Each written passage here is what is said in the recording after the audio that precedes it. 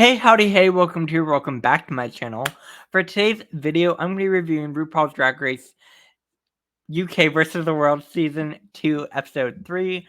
This week, the queens had to do a branding challenge in the Drag World Challenge. So if that sounds good to you, make sure to hit that like button, comment down below what you thought about this episode, and hit that subscribe button. Become part of the Salmon Shower community. We have a fun time over here on this side of the interwebs. You can also follow me on my other social media platforms at Samature Hour on all platforms. And before we do get into this review, I do just want to say, do not send hate to any of the queens mentioned in this video, because that's not what these are meant for. These are meant for us to have a fun time here on these interwebs, have a cute little kiki, and talk about all things Drag Race. So with that being said, let's get right on into this episode. It is a very fun episode. I did quite enjoy it. Give me 1 second. There we go. It was quite a fun episode. I did quite enjoy it.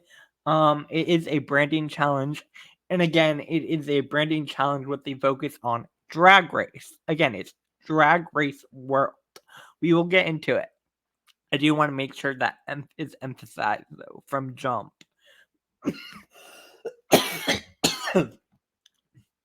Because I think some of the queens didn't necessarily meet the brief, which is why they were in the bottom. I'm talking about you, John Burrs, but again, we'll get into it. The queen starts come back after the elimination of Arancha Castilla-La Mancha. I was very sad to see Arancha go. I did quite enjoy Arancha, and I do wish we had gone to see her more. However, again, I still probably would have eliminated Teresa just to bring up the whole UK alliance.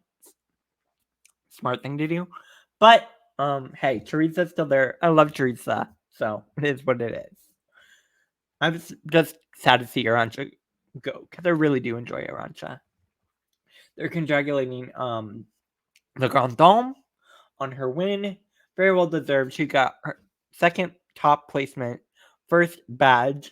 So now the badge holders are Marina and the Grand Dame, which feels very correct. Again, I very much do enjoy these two queens, and I love that they're dominating on this season. So shout out to Le Grand Dame and Marina Summers. Keita Minaj also did choose Teresa to eliminate, which again, as I stated earlier, I think was the smarter decision personally. Again, to break up that UK alliance. However, because she did choose Teresa, she kind of put a target on her back because Teresa's still there. So of course now all the UK girlies might be seeing her as more of a threat, if you will, because again she was trying to take apart part of the UK alliance. So on the one hand, Keita's a little nervous about that, but I also think, I don't know, it's an interesting decision, especially moving forward. I love Tia Coffee. Tia Coffee, I'm a big Tia fan, and honestly, Tia's been probably the biggest highlight of this season. Her confessionals, her personality are really shining through in this entire season. And also she looks fat this entire season, so I'm very obsessed. And yeah, that's why I had to include that screenshot. New day in the workout. I feel like John Bird's brand this season is just, I'm Irish. That's her entire brand. I feel like she looked at UK 4, looked at what she was 4. Yes, 4. Looked at what happened on UK 4. And she was like, Rue laughed at my Irish accent. Okay, I'm going to take that and make that my brand. So it'll make Rue laugh, and then I'll win. And that's what is kind of giving me this season from Jombers. I enjoy her, but I feel like all her runways are going back to the I'm Irish. And then all her brand is going back to I'm Irish. I don't find that brand particularly exciting personally, but hey. I mean, again, we'll get to that later. I don't know why I brought that up. We have our two badge winners, Marina and Le Grand Dame. Again, very happy with these two having badges. Yes. RuPaul comes in, introduces the main challenge, Drag Race World. There's going to be 3 team captains. They each have to pick teams. The prompt is to make your own Drag Race immersive experience. Again, this is very much make branding yourself around Drag Race. Drag Race. Emphasis on the Drag Race part of the brand. Also do have some other thoughts I want to bring up with the green screen images that they chose. But we'll get to that later. The team leaders are going to be Le Grand Dame, Kaita, because they were the top 2 of the last week, and Teresa, because she was the one bottom that made it onto the next week. Sure. So now we get into our teams. First team is Le Grand Dame, Hanaconda, and Jumpers Blonde. Right away, she picked Hannah, which I thought was a smart choice. Hannah's a funny bitch. Hannah's a smart bitch. I love Hannah. And then she picked Jumpers, which was a choice. I don't hate Jumpers. I feel like I'm coming off that way. I don't hate Jumpers. I'm just, anyways. This was, we'll get to it. Keita picks Tia and Marina. Feels correct.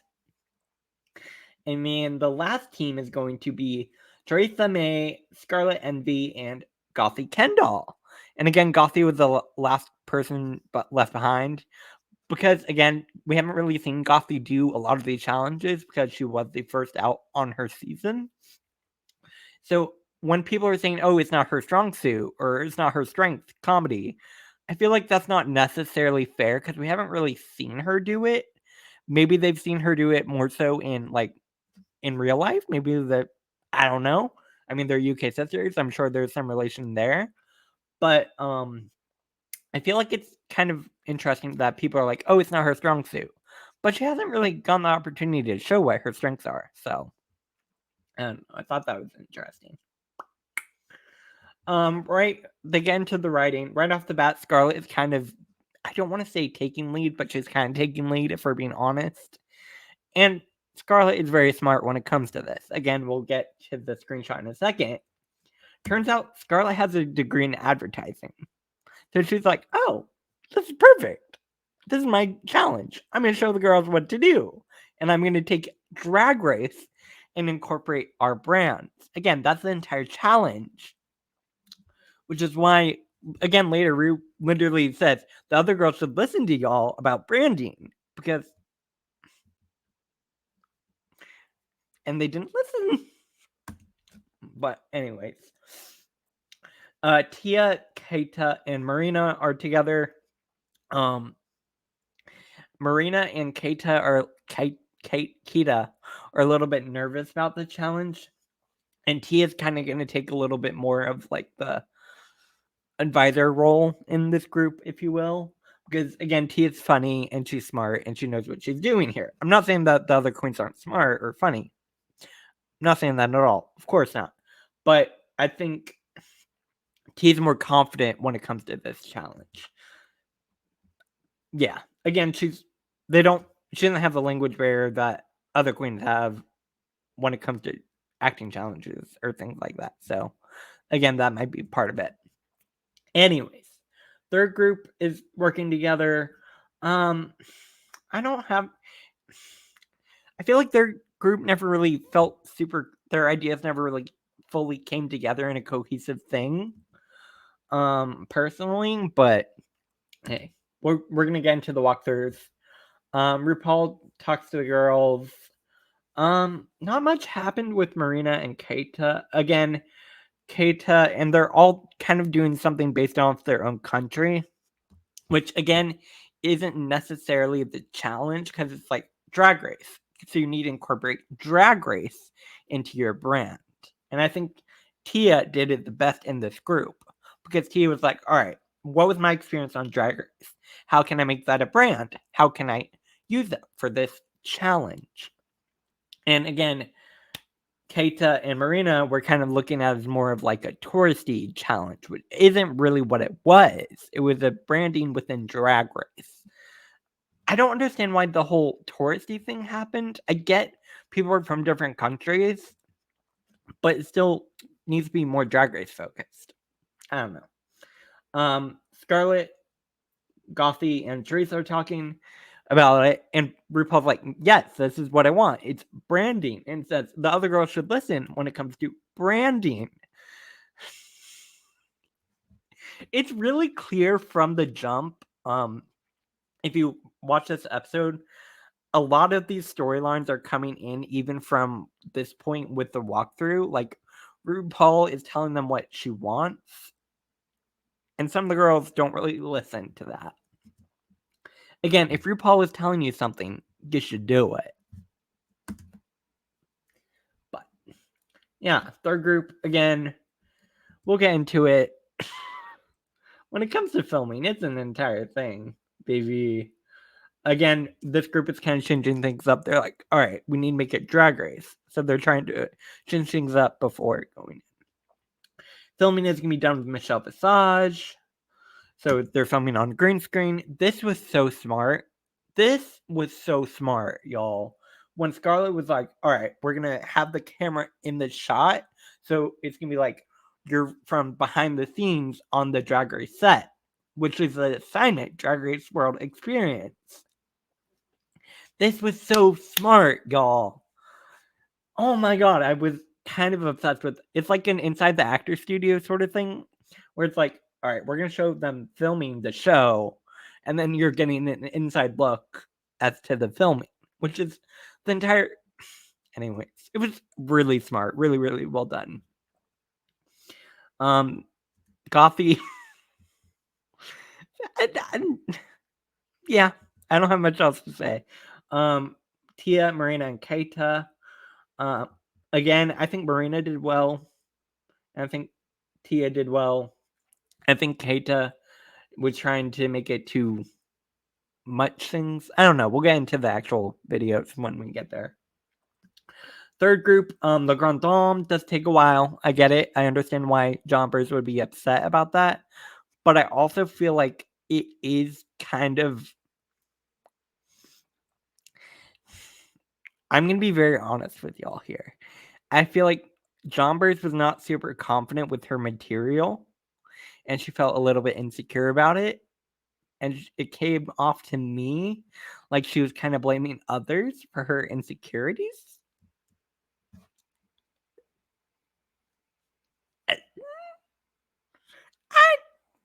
Like, if you're confident in your material, you'll do well. And I felt like Jobbers wasn't confident in her material, and I think that's ultimately what it came down to. Again, we'll get to it later, but like, it is what it is. I just love these two queens. Yeah, that's all I have to say. We had some conversations about queer rights in different countries. We hear about a Grand Dame's experience. She had a not so good experience. I'm trying to say within YouTube TOS. My heart goes out to the Grand Dame. No one should have to experience that. Yeah.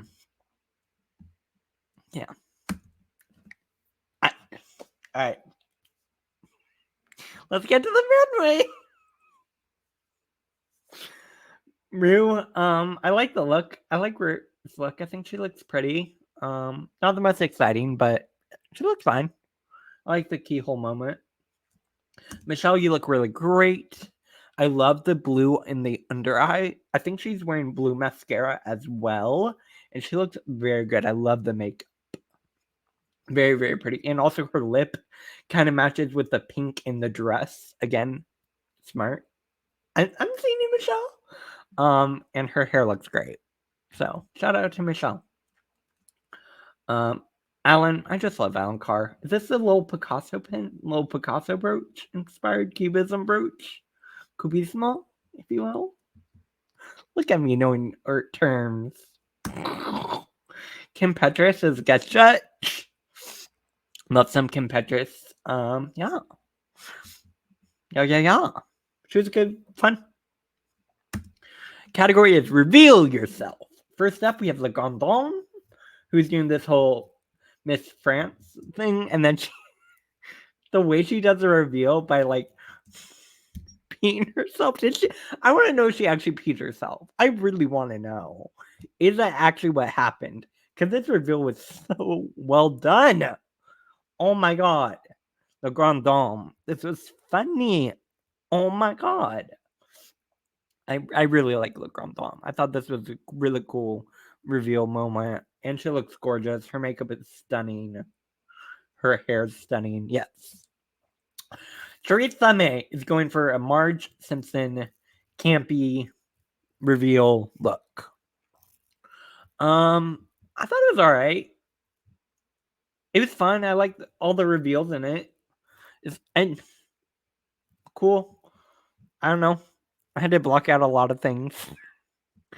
I liked it. Again, I don't really watch The Simpsons, so it's not like super. I don't know. I really don't know. Let me know what you thought.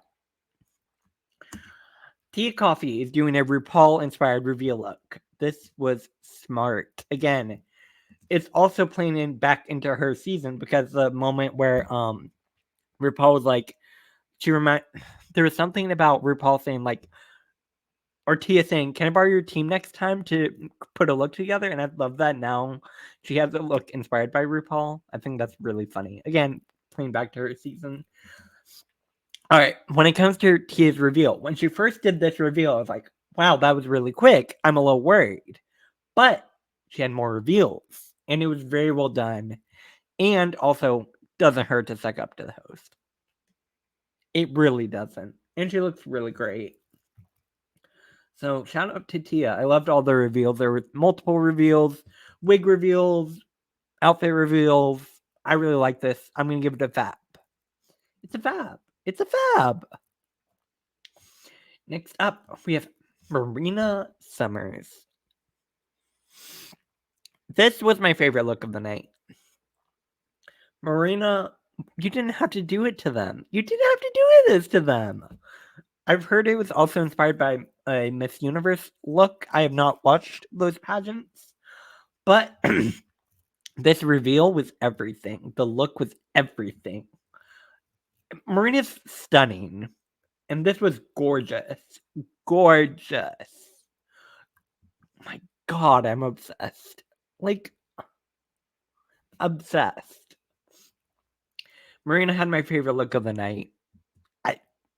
Marina looks fabulous. Absolutely fabulous is what I'm giving it. Ab fab. Ab fab. Also, her mug is stunning. Like, I love this look. I love this look. I stole that joke from the show.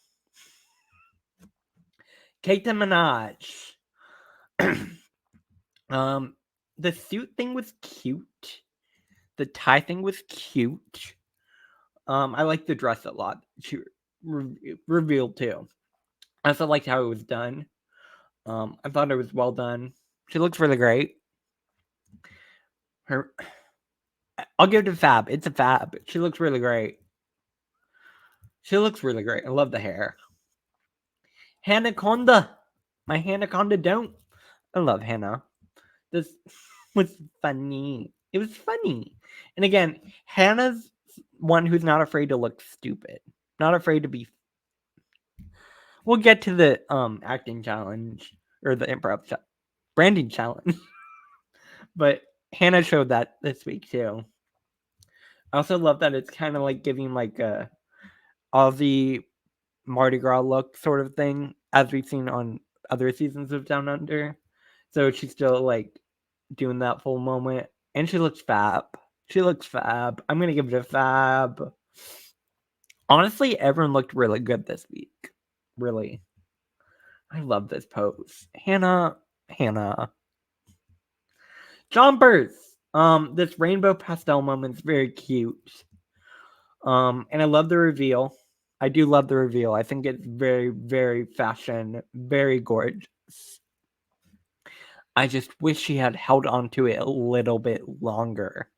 Again, like I was saying earlier with Tia, I feel like Tia did an early reveal, but she also had a third reveal within that. And I feel like John Burrs did it too quickly, which is why I wanted her to hold on to it a little bit longer, get to the end of the runway, and then do the reveal, as opposed to doing it at the beginning. Maybe I'm being nitpicky there. I don't know. Scarlett. It's a very pretty dress. Very pretty dress. She looks fab. Fab. Not the most exciting reveal. But clock the red bottoms. Clock the red bottoms. Clock the red bottoms. And her makeup is stunning. Her wig is stunning. I really like this look. Scarlett looks great. Yeah. I want to know who made that wig. I wonder if that was Madeline. Could be. Could be Mad Hatter wig. Up next, we have Gothy Kendall. It's interesting because previous week for the design challenge, she was saying, all right, I'm going to change up the colors and do something that's not in my brand and do something not gothy. And then this week, she's doing the same color palette. So is her brand not... I mean, granted, I know she can't pick the order of the runways. I thought that was interesting because she made a big point about how last week she was doing something outside of her brand, and then she continued to do the same thing this week. Same sort of color palette. But it looks pretty. It's cute. Not the most exciting. I'll give it a fab. The baby heads were weird. The baby heads were so weird. I was confused. But I'll give it a fab. All right, let's get into these branding challenges. First group is Tia, Marina, and Keita. Let's get into their... I'm obsessed with the height difference between Marina and Tia. It's so funny. So funny. Anyways, Drag Race World. So, let's get into it. The Glamazoning Airways idea was fun. I did like that. I thought Marina did a very good job. This baggage line was very funny. Keita with this whole Keita-morphosis. I was confused on how this was Drag Race. Because again, you want to make it Drag Race related within your brand. And this was not. I also do want to point out that they did use green screen backgrounds for Drag Race UK. And they weren't able... I don't think they would have been able to do green screen backgrounds for the other franchises. So it does kind of affect what the other queens are capable of doing. I could be wrong. Maybe they were able to. I don't know. But I did notice for Keita, there were no pictures from the Holland set. And the same for Marina. And also, Keita didn't make it anything related to Drag Race, so I was very confused by Keita's part. And also, where did this dress come from? We didn't see the... You could have done something where she was like, all right, we're going to try on some dresses now. We're going to try these wigs on. Let's try some different styles. Let's get some different colors. I don't know, maybe do something with like... I don't know. There's stuff she could have done more with her brand. I feel like we didn't really get that. Marina, I thought this was well done. The dancing moment was cute. Again, still kind of related to Drag Race. I do wish it was maybe a different... I don't know. I thought it was good. I did enjoy her part. Again, the dancing part was cute. Again, relating to some of her brand while also being Drag Race. It was well done.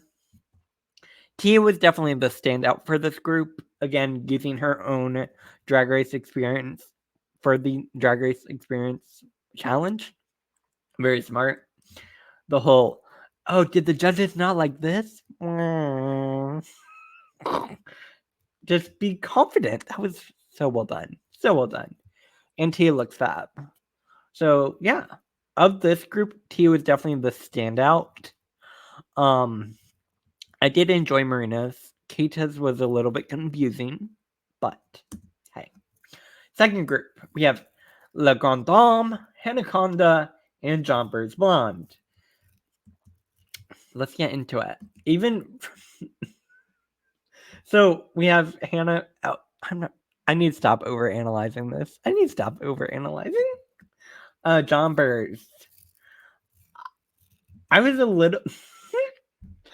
Hannah.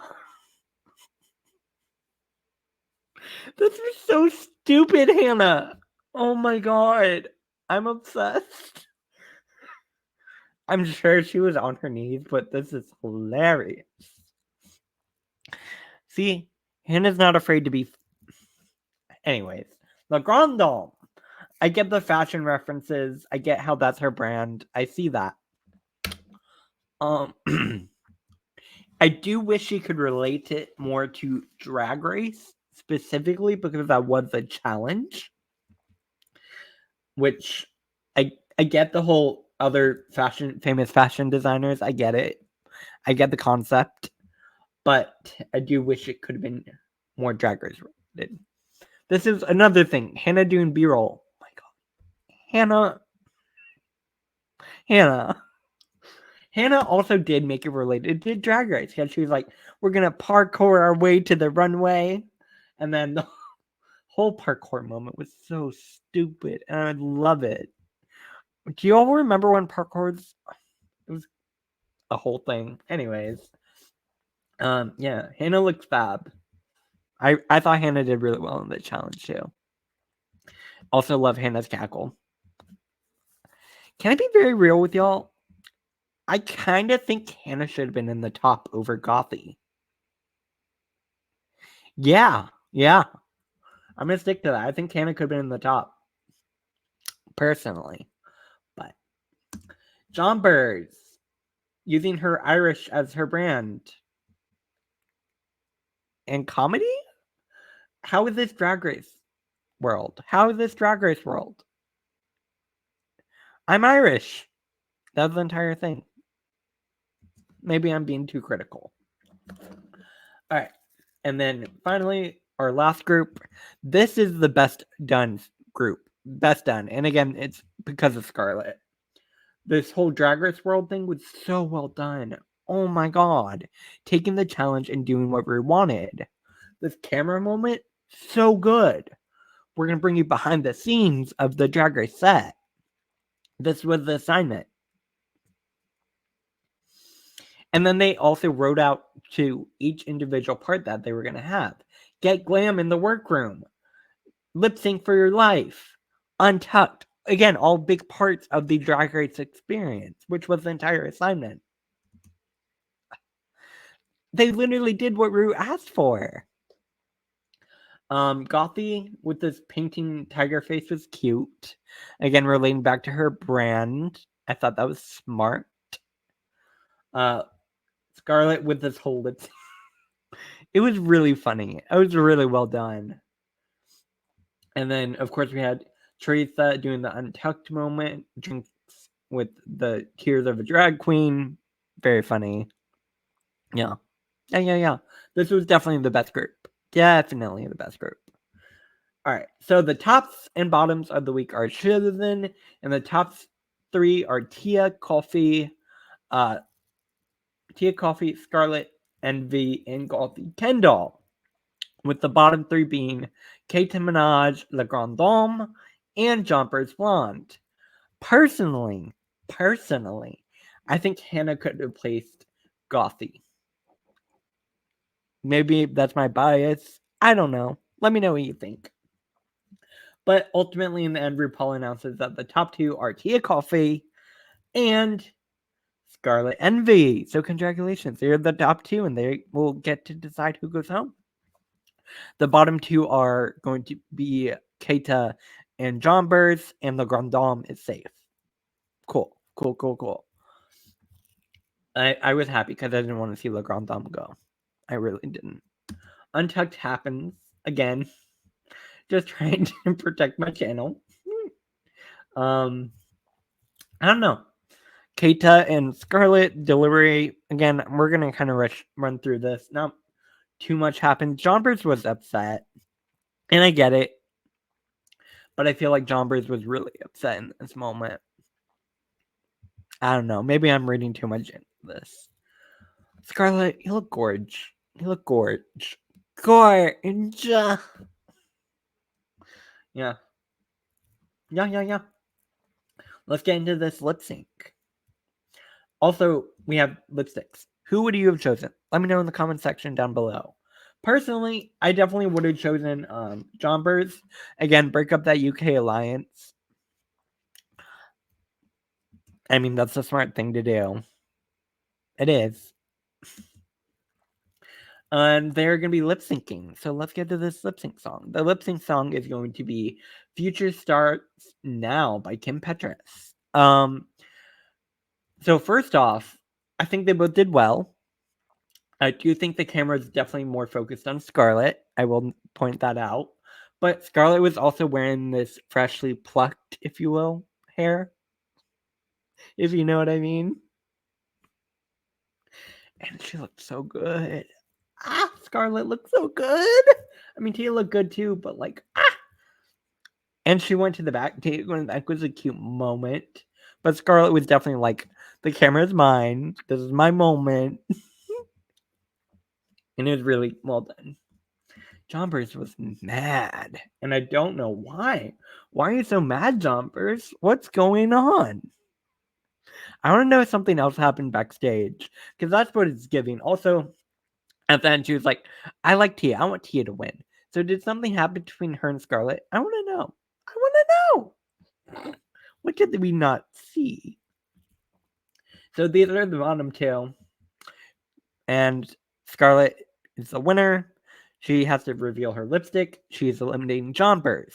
It's also interesting because during Untucked, all the safe queens were saying, oh, I would eliminate Keita because Keita, they're all coming up with different reasons to eliminate Keita. But ultimately, Scarlett chose Jombers. So I'll be very curious to see how the next week episode goes. Wow. Jombers is eliminated. I'm sad to see Jombers go, but it definitely felt like the right decision for me. Again, Keita has been in the top. Jombers hasn't. I still think Jombers was the weakest in the challenge as well. But hey, Jombers has to sashay away, which means we are down one UK queen. There are 3 UK queens remaining. You will be missed. You will be missed. Next week is the Snatch Game. I love Tia. I love Tia Coffee. I'm obsessed. I'm obsessed with Tia Coffee.